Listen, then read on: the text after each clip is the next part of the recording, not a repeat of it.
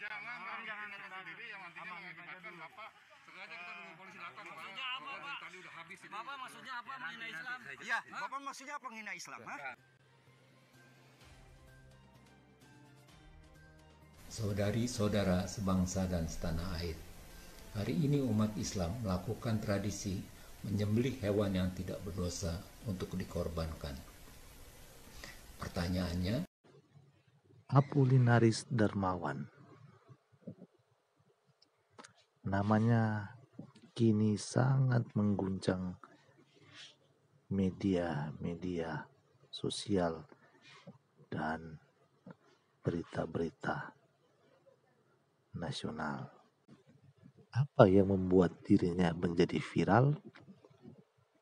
Simak selengkapnya. Bisa dijelaskan aja nanti di jangan sendiri yang nantinya mengakibatkan Bapak. Sengaja kita tunggu polisi datang. Maksudnya apa, Pak? Tadi udah habis ini. Bapak maksudnya apa menghina Islam? Iya, Bapak maksudnya apa menghina Islam, ha? Nanti Pak. Nanti Pak, Jangan dulu usah di jalan, nanti aja di kantor, Pak. Kamu kan beragama, kamu juga. Apa jangan Kami pernah menghina agama kamu ya. Udah Pak, jangan. kita nggak bakalan menghina. Saya dari Katolik, tahu? Hah? Kami nggak pernah menghina agama kamu. Monyet kamu! Udah bawa tanah kamu! Hah? Kurang ajar! Gacung. Bangsat kamu! Nanti Kemarin siapa, sekarang orang tua ini. siapa yang mukul barusan? Siapa yang mukul, Pak? Siap. Tenang. Iya, Pak.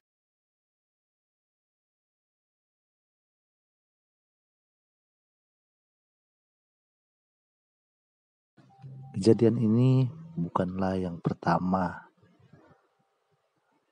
bagi Apolinaris Darmawan. Karena sebelumnya Bapak Apolinaris Darmawan ini sudah pernah mengalami hal yang sama.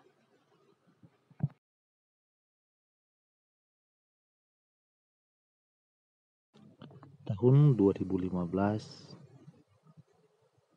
beliau pernah dilaporkan ke kepolisian. Bahkan akun Twitternya pun dibukukan. Bagi umat Islam, kicauan dari Bapak Apolinaris Darmawan adalah merupakan penghinaan bagi Islam. Tetapi benarkah demikian? Benarkah Pak Apolinaris Darmawan menghina Islam? Ataukah beliau hanya membeberkan kebenaran-kebenaran di mana kebenaran itu sendiri mengancam akan ajaran Islam?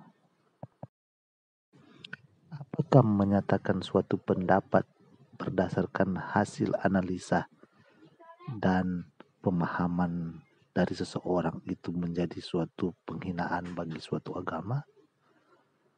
Sementara pemikiran tersebut didasari oleh beberapa sumber-sumber. Bukankah seharusnya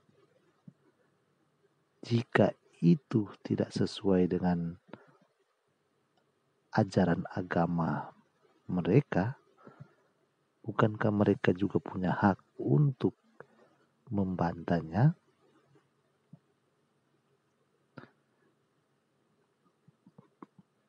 Kenapa justru mereka menggunakan kekuatan mereka sendiri, bahkan melibatkan kepolisian untuk menghukum Bapak Apolinaris Darmawan?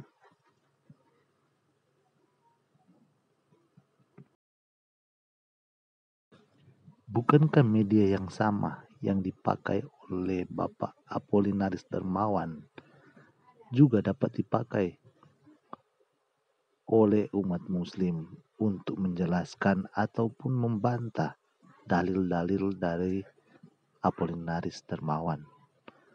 Mengapakah harus menggunakan hukum? Ironisnya, ada banyak sekali ustadz-ustadz dalam agama Islam yang sangat-sangat menghina Kristen. Bahkan pernyataan-pernyataan mereka tidak berdasarkan bukti-bukti sumber yang dapat dipercaya. Justru mereka hanya menggunakan imajinasi mereka, menggunakan ilmu cocokologi, dan sebagainya. Bukankah ini merupakan ketidakseimbangan hukum di Indonesia? Apakah hukum hanya untuk minoritas?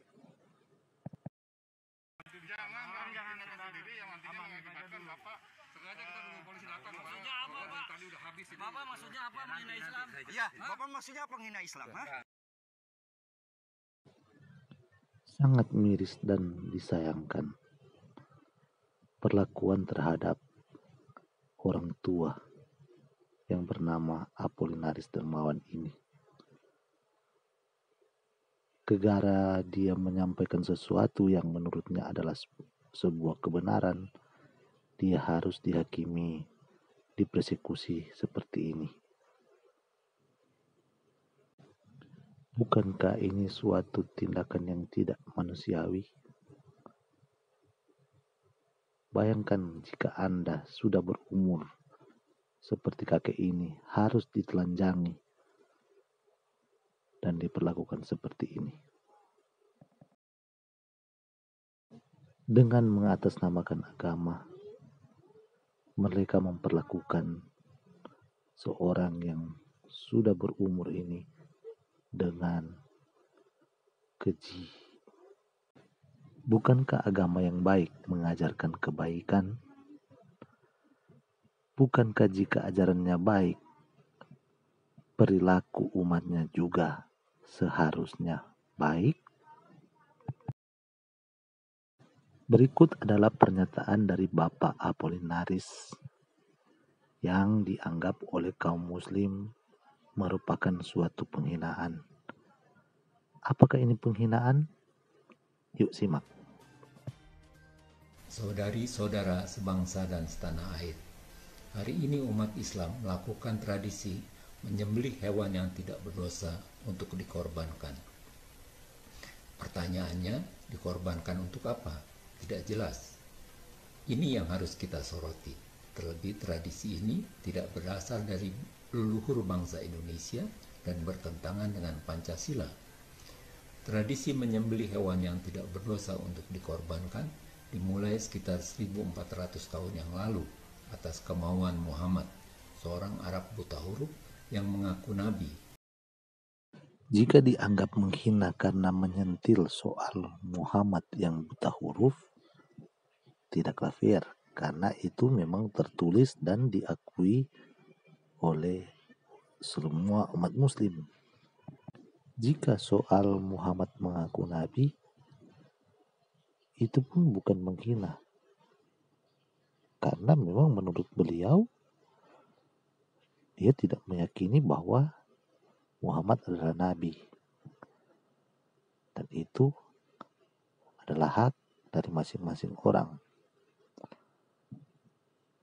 karena beliau tidak melihat dan menyaksikan sendiri bahwa Muhammad ditunjuk oleh Tuhan untuk menjadi seorang nabi, dan itu adalah suatu pernyataan yang wajar. Menyatakan bahwa tradisi menyembelih hewan sebagai kurban itu dilakukan pada sekitar 1400 tahun yang lalu, itu pun bukan suatu pernyataan menghina.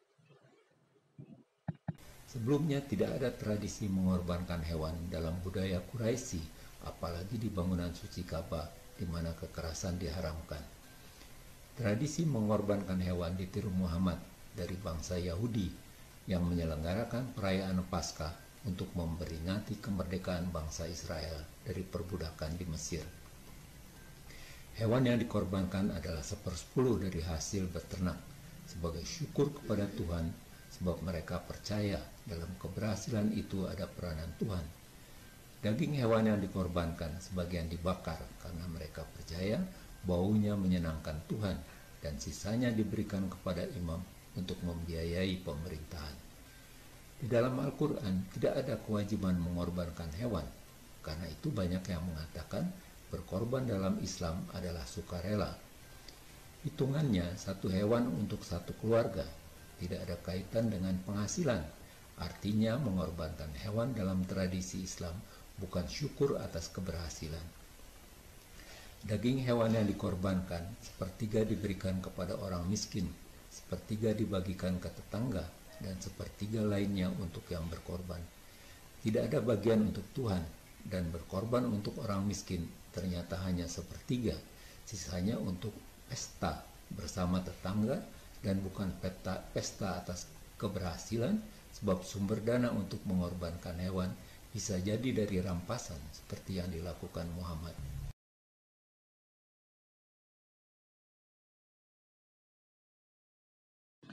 Lewat kejadian ini, saya semakin bertanya, apakah benar Islam dan ajarannya tidak memiliki kepercayaan diri,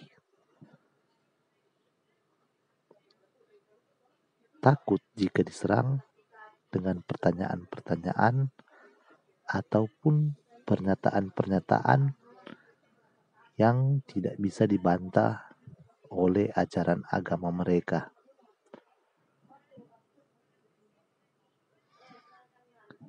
Jika agama itu benar, dan jika Tuhannya benar, seharusnya tidak ada ketakutan dan kekhawatiran daripada pemeluknya.